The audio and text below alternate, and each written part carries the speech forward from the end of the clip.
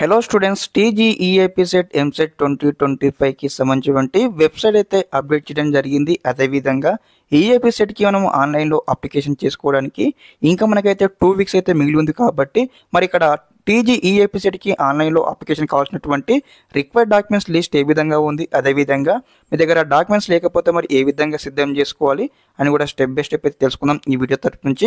ఇక్కడ మనకు ఏదైతే మనమైతే అప్లికేషన్ ఫామ్ ఫిల్అప్ చేసేటప్పుడు అయితే ఎటువంటి మిస్టేక్ చేయొద్దు. మనం మిస్టేక్ చేసినట్లయితే మీకు సంబంధించిన ఎగ్జామినేషన్లో ఇబ్బంది అవుతుంది, అదేవిధంగా కౌన్సిలింగ్లో ఇబ్బంది అవుతుంది. కాబట్టి తప్పకుండా ఈచ్ అండ్ ఎవ్రీథింగ్ ప్రతి ఒక్క డాక్యుమెంట్ గురించి అయితే డీటెయిల్గా మీకు చెప్తానమాట. స్కిప్ చేయకుండా ఇన్వైట్ చేయండి. అదేవిధంగా వీడియోకి వెంటనే లైక్ చేయండి, ఛానల్కి సబ్స్క్రైబ్ చేసుకోండి. తప్పకుండా మీ ఫ్రెండ్స్కి వీడియో షేర్ చేయండి. ఓకే స్టూడెంట్స్, నేను చెప్పే ప్రతి ఒక్క డాక్యుమెంట్ అయితే మీరు స్టెప్ బై స్టెప్ అయితే బుక్లో నోట్ చేసుకోండి. ప్రతి ఒక్క డాక్యుమెంట్ మీకు మ్యాండేట్ అనమాట. కాబట్టి స్కిప్ చేయకుండా ఇన్వైట్ చూడండి అనమాట. ఫస్ట్ డాక్యుమెంట్ మనం చూసుకున్నట్లయితే ఆధార్ కార్డ్ అనమాట. మీకు సంబంధించిన ఆధార్ కార్డ్ కావాల్సి ఉంటుంది. మీ ఆధార్ కార్డులో ఏమైనా మిస్టేక్స్ ఉన్నా కానీ మీరు అయితే అప్డేట్ అయితే చేయించుకోవాల్సి ఉంటుంది అనమాట. ఇప్పుడు ప్రస్తుతానికి అప్లికేషన్లో మనకు ఎటువంటి లైక్ స్కాన్ కాపీ అయితే అప్లోడ్ చేయాల్సినటువంటి అవసరం ఉండదు. కాబట్టి మీకు సంబంధించిన ఆధార్ కార్డ్ నెంబర్ ఇస్తాం. కాబట్టి మీరు కౌన్సిలింగ్ లోపు మీకు సంబంధించిన డేట్ ఆఫ్ బర్త్ మిస్టేక్ ఉన్నా, అదేవిధంగా మీ ఫోటో అప్డేట్ చేసుకోవాలనుకున్నా, అదేవిధంగా మీకు స్పెల్లింగ్ మిస్టేక్స్ ఉన్నా కానీ మీరు అయితే అప్డేట్ చేయించుకోండి. ఈరోజు అప్డేట్ చేసుకోవాలనుకుంటే మనకు కౌన్సిలింగ్ లోపు అయితే మీకు ఆధార్ కార్డు సంబంధించి టోటల్గా అప్డేట్ జిరాక్స్ అయితే రావడం జరుగుతుంది. కాబట్టి అప్డేట్ చేయించుకోండి మిస్టేక్స్ ఉన్నట్టయితే. ఓకే, సెకండ్ డాక్యుమెంట్ వచ్చేసి మనకి ఏదైతే రేషన్ కార్డు అనమాట. ఓకే, రేషన్ కార్డు ఉన్న వాళ్ళు మీ యొక్క రేషన్ కార్డు సంబంధించిన నెంబర్ అయితే ఎంటర్ చేయొచ్చు, లేదంటే మనం ఆప్షన్ కింద కూడా మనం అయితే లీవ్ చేయవచ్చు. ఓకే, అదేవిధంగా థర్డ్ డాక్యుమెంట్ వచ్చేసి మనకి ఏదైతే SSC it's equivalent memo. Okay, 10th క్లాస్కి సంబంధించి మీకు సంబంధించిన మెమో కావాల్సి ఉంటుంది. అదేవిధంగా మీ యొక్క హాల్ టికెట్ నెంబర్ అయితే ఎంటర్ చేయాల్సి ఉంటుంది. మీ మార్క్స్ కూడా మనము ఎంటర్ చేయాల్సి ఉంటుంది. ఓకే, అదేవిధంగా ఫోర్త్ డాక్యుమెంట్ మనం చూసుకున్నట్లయితే intermediate second year. Okay, intermediate second year యొక్క హాల్ టికెట్ అన్నమాట. ఓకే, హాల్ టికెట్ నెంబర్ అయితే మనం అప్లికేషన్ ఫామ్లో ఎంటర్ చేయాల్సి ఉంటుంది. ఇక్కడ మేజర్గా స్టూడెంట్స్ అయితే కొన్ని మిస్టేక్స్ చేస్తూ ఉంటారు అనమాట. వాళ్ళకు అడావిడిగా ఆన్లైన్లో అప్లికేషన్ చేసేటప్పుడు intermediate second year hall ticket number enter చేసే బదులు first year hall ticket number అయితే ఎంటర్ చేస్తూ ఉన్నారు చాలామంది స్టూడెంట్స్ అనమాట. ఇటువంటి మిస్టేక్ చేయొద్దు అనమాట. కాబట్టి second year hall ticket number అయితే మీరైతే ఎంటర్ చేయాల్సి ఉంటుంది. ఓకే, ఖచ్చితంగా గుర్తుపెట్టుకొని ప్రతి ఒక్కరైతే నోట్ చేసుకొని చెప్పే ప్రతి ఒక్క డాక్యుమెంట్ అనమాట. చాలా చాలా ఇంపార్టెంట్. ఓకే, తర్వాత నెక్స్ట్ ఫిఫ్త్ డాక్యుమెంట్ మనం చూసుకున్నట్లయితే 6th class to intermediate study bona fides అనమాట. ఓకే, ఇక్కడ మనం స్టడీ సర్టిఫికేట్స్ నథింగ్ బట్టి ఇక్కడ మీకు బోనఫైడ్స్ అనమాట. 6th క్లాస్ నుంచి ఇక్కడ ఇంటర్మీడియట్ సెకండ్ ఇయర్ వరకు అనమాట 7 years ఆఫ్ స్టడీ మీకు బోనఫైడ్స్ కావాల్సి ఉంటుంది అనమాట. మరి మీరు ఎక్కడెక్కడ చదివారు, మరి ఏ ప్లేస్లో చదివారని కూడా మీకు సంబంధించి స్టెప్ బై స్టెప్ అనమాట డీటెయిల్స్ అయితే ఇవ్వాల్సి ఉంటుంది. లైక్ ఏ విధంగా అంటే లైక్ ఏ విధంగా విలేజ్ కావచ్చు, మండల్ కావచ్చు, డిస్ట్రిక్ట్ కావచ్చు, ఈ విధంగా అయితే మనము ఆన్లైన్ అప్లికేషన్లో సబ్మిట్ చేయాల్సి ఉంటుంది. స్కూలింగ్ డీటెయిల్స్, అదేవిధంగా ఇంటర్మీడియట్ డీటెయిల్స్ అనమాట. ఓకే, నెక్స్ట్ 6th డాక్యుమెంట్ చూసుకున్నట్టయితే క్యాస్ట్ సర్టిఫికేట్ అనమాట. ఓకే, ఇక్కడ క్యాస్ట్ సర్టిఫికేట్ ప్రతి ఒక్కరికి అయితే కావాల్సి ఉంటుంది అనమాట. ఎస్సీ కావచ్చు, ఎస్టీ కావచ్చు, బీసీ కావచ్చు, ఇక్కడ అందరూ కూడా మ్యాండేటరీ కావాల్సి ఉంటుంది అనమాట. ఓకే, ఇక్కడ డౌట్ ఉందన్నమాట. అన్న మాకు క్యాస్ట్ సర్టిఫికేట్ మాకు ఇది వరకు బిఫోర్గా 2024 ఉంది, 2023 ఉన్నది, మరి వ్యాలిడేషన్ చేస్తారంటే ఓకే వ్యాలిడేషన్ చేస్తారనమాట.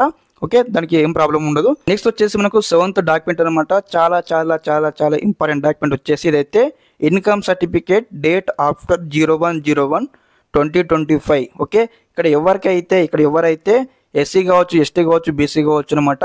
ఈ స్టూడెంట్స్ అందరూ కూడా ఖచ్చితంగా అందరూ కూడా అనమాట ఇన్కమ్ సర్టిఫికేట్ కావాల్సి ఉంటుంది. కాబట్టి మరి ఎప్పుడు తీసుకోవాలి ఇన్కమ్ సర్టిఫికేట్ అన్నట్టయితే ఈ సంవత్సరం 2025లో వచ్చేసి January 1st ఆఫ్టర్ నుంచి అనమాట మీరైతే ఈ డాక్యుమెంట్ అయితే ఉండాల్సి ఉంటుంది. ఏదైతే ఇన్కమ్ సర్టిఫికేట్ అన్నా లేదన్నా మా దగ్గర మాకు డిసెంబర్ 25th నాడు తీసుకున్నాము, 35th నాడు తీసుకున్నాము, మరి 2024లో ఆ వ్యాలిడేషన్ చేస్తారా, 1 month అవుతుంది కదా నేను తీసుకున్నంటే ఆ డాక్యుమెంట్స్ మనకు వ్యాలిడేషన్ చేయాలన్నమాట. కాబట్టి అందరూ కూడా 2025 January 1st కాడ నుంచి మీరు తీసుకున్నట్లయితే వ్యాలిడేషన్ చేయడం జరుగుతుంది. మెయిన్ ఇంపార్టెంట్ మన మీకు స్కాలర్షిప్ ఫీ రింబర్స్మెంట్ రావాలన్నా దీనిపైన డిపెండ్ అయి ఉంటుంది.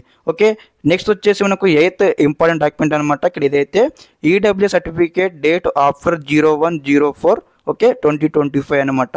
ఫర్ OCEW స్టూడెంట్స్ అనమాట. ఇక్కడ ఎవరికైతే OCEW స్టూడెంట్స్ ఉంటారు కదా వారికి ఒక సర్టిఫికేట్ కావాల్సి ఉంటుంది, ఈడబ్ల్యూ సర్టిఫికేట్ అనమాట.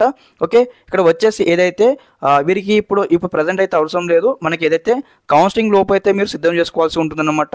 ఓకే, ఇక్కడ నేను చెప్పేటటువంటి డాక్యుమెంట్స్ అనమాట కొన్ని మనకు అప్లికేషన్లో యూజ్ అవుతాయి, కొన్ని అప్లికేషన్లో యూజ్ కావన్నమాట.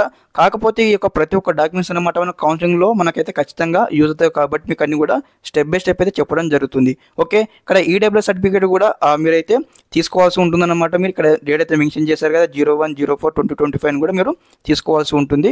ఓకే, అదేవిధంగా ఇక్కడ డౌట్ రావచ్చు అందరూ కూడా, అన్న మరి మా దగ్గర డాక్యుమెంట్స్ అసలుకే లేవు, మరి ఎలా అప్లై చేసుకోవాలంటే ఇక్కడ మీకు సంబంధించిన మీ సేవ, ఓకే, మీ మండలి కానీ మీ మండలం సంబంధించిన మీ సేవ వెళ్ళండి. వెళ్ళిన తర్వాత మీరైతే ఇక్కడ అన్నమాకి ఇక్కడ ఏదైతే ఇన్కమ్ సర్టిఫికేట్ కావాలి, క్యాస్ట్ సర్టిఫికేట్ కావాలి, కమ్యూనిటీ సర్టిఫికేట్ కావాలి, ఇట్లా ఈడబ్ల్యూఎస్ సర్టిఫికేట్ కావాలంటే మీకు వాళ్ళు ప్రాసెస్ చెప్తారు. ఆన్లైన్లో మీ సేవలో అప్లై చేసుకోండి.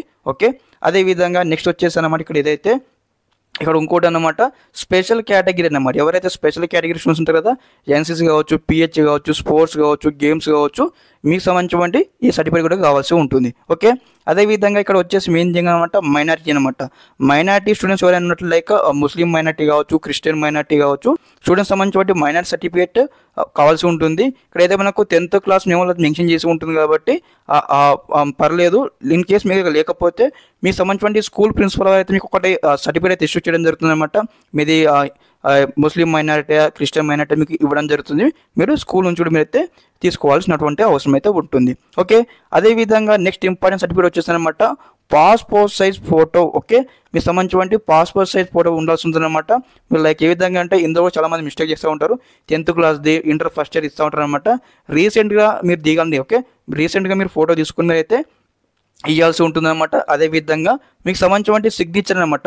సిగ్నేచర్ కూడా మనకి ఇక్కడ కీలక పాత్ర పోషిస్తుంది. ఇక్కడ ఏదైతే మీరు ఆన్లైన్ అప్లికేషన్ ఫామ్లో ఏ విధంగా సిగ్నేచర్ చేస్తారో సేమ్ ఆ విధంగానే మనకు ఇక్కడ ఆన్లైన్లో ఎగ్జామ్ రాయడానికి వెళ్ళినప్పుడు అదే విధంగా మనం సిగ్నేచర్ చేయాల్సి ఉంటుంది. కాబట్టి ప్రతి ఒక్కరు అనమాట మీరు ఇక్కడ ఎలా చేస్తారో ప్రాసెస్ సిగ్నేచర్ సేమ్ అదే విధంగా మీరు ఎగ్జామినేషన్ సెంటర్లో కూడా చేయాల్సి ఉంటుంది. కాబట్టి మీరైతే వెరిఫై చేసుకొని మీరైతే సిగ్నేచర్ అయితే మంచిగా ఇవ్వండి.